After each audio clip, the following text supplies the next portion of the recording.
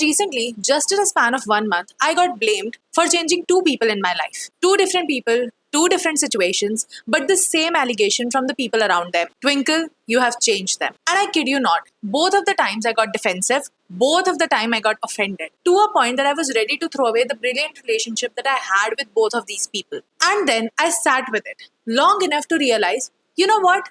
The people around us are right. I did change them. Blame me. And in this video, I'm going to tell you why that is a good thing. Let me take you back to my diploma college. I had a batchmate, let's call her D. Now, D and I were poles apart. I was a fashionista, and she was, well, the sophisticated Indian girl who wouldn't even wear cut sleeve clothes. She wouldn't speak too loudly or she wouldn't laugh too loudly. She was a type of personality who always shrank herself to accommodate people around her. All in all, she was a brilliant girl.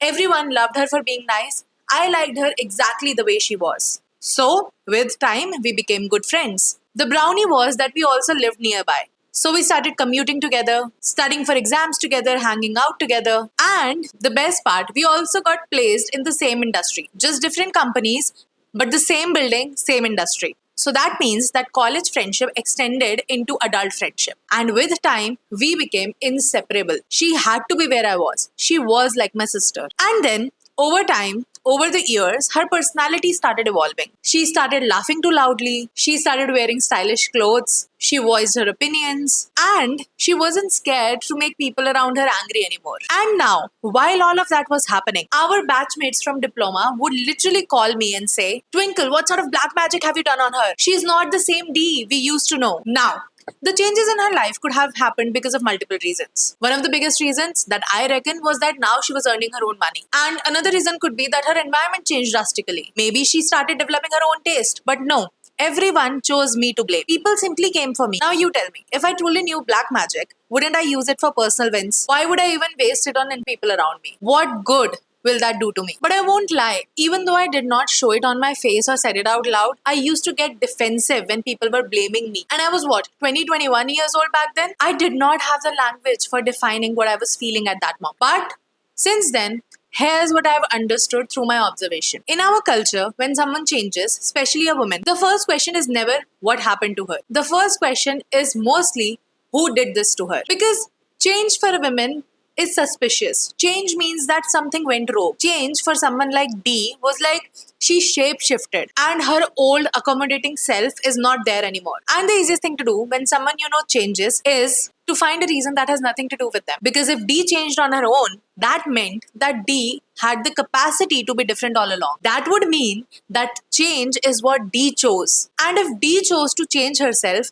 then what does this say about everyone else who did not change? That would mean that D finally chose to have the courage to change herself and to be herself while everyone else is still a coward. And because people around D wanted her to stay the same because she was making everyone comfortable, it was far more easier to blame the person next to D than to realize that maybe D wanted to change herself. So, everyone blamed me. And honestly, I get it now. Because it happened again this year. Two people, same month, one accusation. And this time, I wasn't 20 anymore. I was 29. I had to understand what was happening because I couldn't keep getting offended and defended when people were blaming me. So this time, instead of getting defensive, I actually thought about it. I sat with it, I journaled about it, I talked about it to conclude what was happening and why was this happening. And this is what I have realized. See, every atom in my body knows that I have a very strong personality. And the worst part for people is that I don't tone it down for anyone. It is what it is. And when I exist in someone's life, I have noticed that people around me change according to my energy. And I'm not being boastful about it, but some people just hate my existence. Like they cannot even stand me for being. However, some people are completely obsessed with me and there is genuinely no in between. And guys, I'm 29 years old, for fuck's sake. I know what I'm saying. And here's what I think is really going on. And this is the part that I actually want you to hear. Because if you are anything like me, you will relate to what I'm going to say next. More than half of the world is walking around scared of being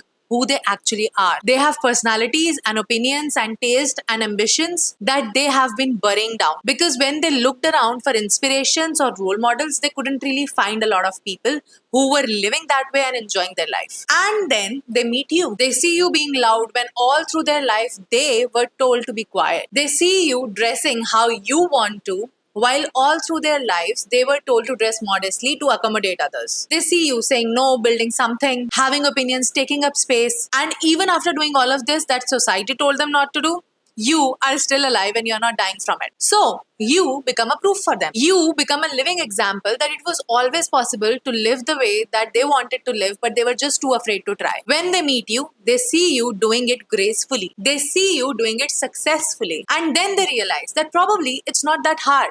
That probably if they showed a little bit of courage, they can also live authentically and be themselves. So they try to change. And because change does not kill anyone, it just makes you stronger, they adapt to that change. They accept that change as their new personality. And it is not happening because your personality took over them in any situation, like my personality might have taken over D. That was not the scenario. It simply happens because your existence gave them a direction. It taught them a new way of life.